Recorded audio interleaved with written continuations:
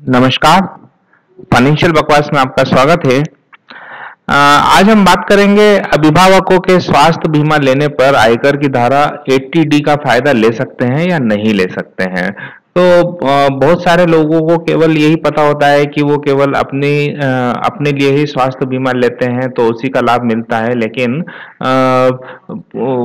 या फिर अगर मजबूरी में या फिर अपने माता पिता का ध्यान रखने के लिए वो अभिभावकों का स्वास्थ्य बीमा लेते हैं तो उसका वो आयकर में 80D में फायदा उठा नहीं पाते हैं, क्योंकि उन्हें पता नहीं होता है।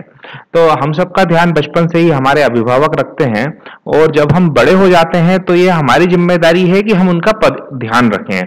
अपने माता पिता जो कि वरिष्ठ नागरिक हो चुके होते हैं, जीवन भर परिश्रम के बाद जब उनके आराम से जीवन गुजारने का वक्त होता है, तो यही वक्त उनके बीमार रहने का भी होता है, क्योंकि शरीर पुराना हो चुका होता है, शरीर बूढ़ा हो चुका होता है।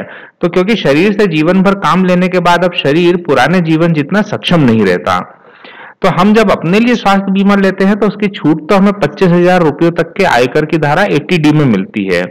अगर अपने माता पिता के लिए लेते हैं तो आयकर की धारा 80D में 30,000 रुपयों तक की अतिरिक्त छूट मिल जाती है।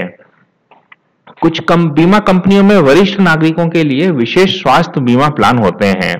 इन प्लानों में बहुत सारी सुविधाएं तो उपलब्ध नहीं होती हैं, क्योंकि ये वरिष्ठ नागरिकों के लिए प्लान होते हैं।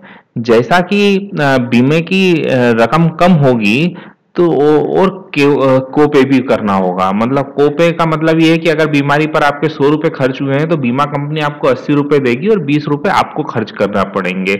ये कोपे होता है। तो ये अनुपात कम या ज्यादा भी हो सकता है, कंपनी के ऊपर निर्भर करता है।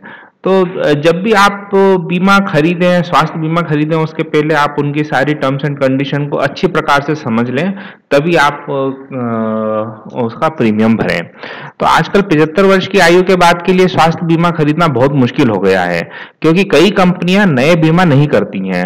हाँ, अगर पहले से स्वास्थ्य बीमा है तो वह बीमा नवीनीकरण के तौर पर चलता रहेगा और इसकी कोई अधिकतम उम्र नहीं होती है। मतलब कि अगर आपका बीमा कुछ 30 या 35 साल की उम्र में से चल रहा है और आप लगातार 40-50 साल तक चला रहे हैं तो वो रिन्यूअल है, नवीनीकरण है, तो बीमा कंपनियों को उसमें कोई प्रॉब्लम नहीं है, आपत्ति नहीं है। लेकिन अगर 75 वर्ष के बाद नया बीमा खरीदना चाहते हैं तो बीमा कंपनियां आजकल नया बीमा इशू नहीं करती हैं।